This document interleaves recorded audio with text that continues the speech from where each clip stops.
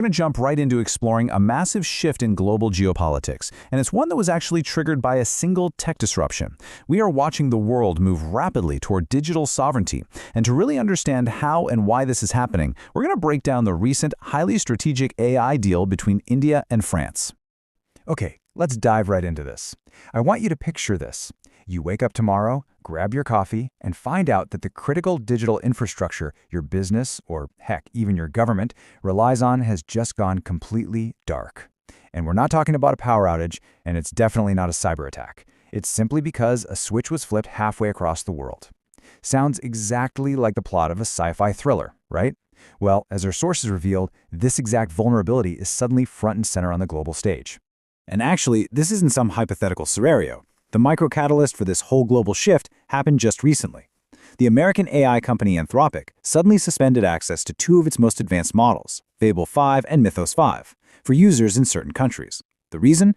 It wasn't a technical glitch. It was a directive linked directly to American national security concerns. Just like that, boom, users were cut off due to policy decisions made in Washington.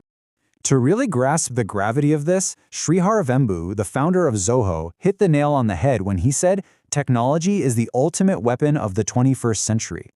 As our sources highlight, this sudden Anthropic suspension wasn't just your standard, boring corporate terms of service update. No way. It was a loud, blaring alarm bell to the rest of the world. It provided undeniable proof that the era of unfettered, borderless globalization is rapidly coming to an end.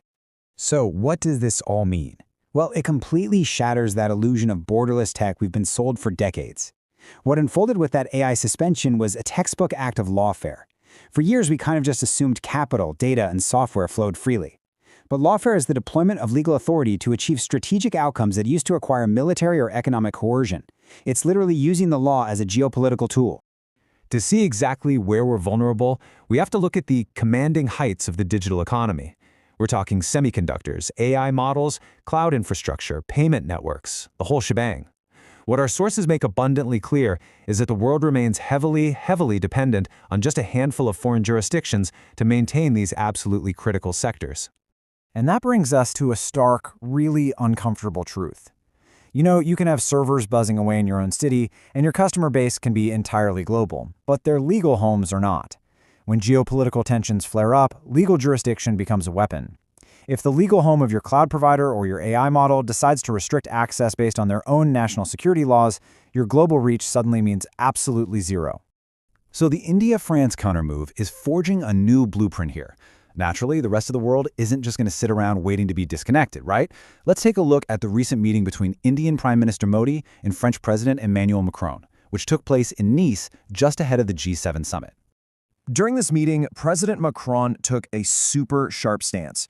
The real subtext of his argument was basically, maybe it's time the rest of the world stopped treating Silicon Valley like a public utility, because unlike your water or the power grid, relying on another nation's tech as if it's some guaranteed public right is a massive strategic vulnerability.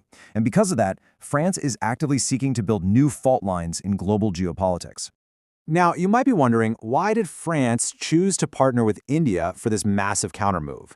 Well, it literally comes down to one staggering number, 1.4 billion.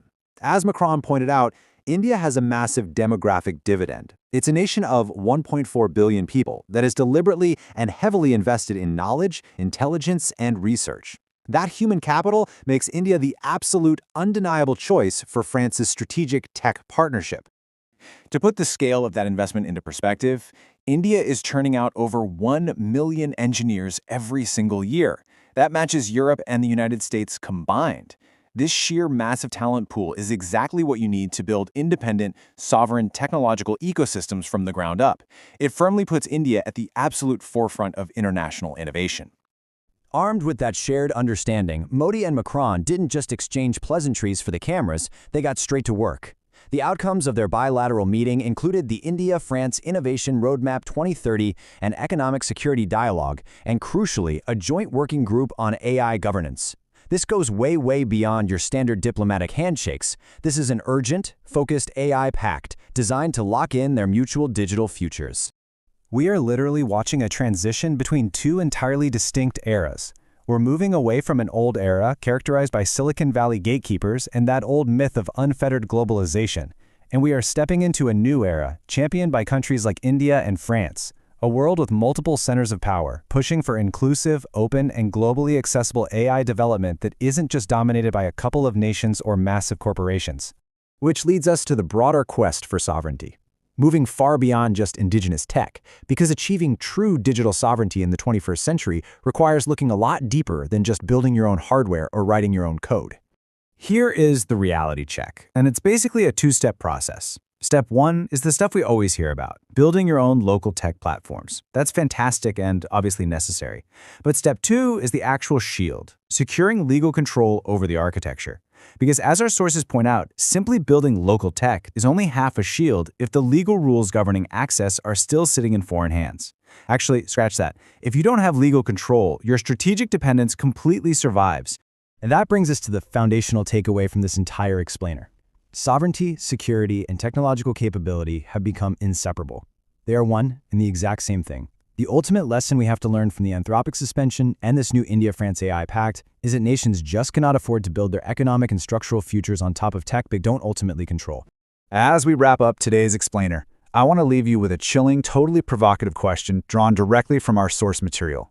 The next great contest may not be over who builds the most powerful technology, but who has the authority to turn it off. Think about that for a second. Thank you so much for joining me on this deep dive into the new digital sovereignty. Keep questioning, keep learning, and I will see you in the next explainer.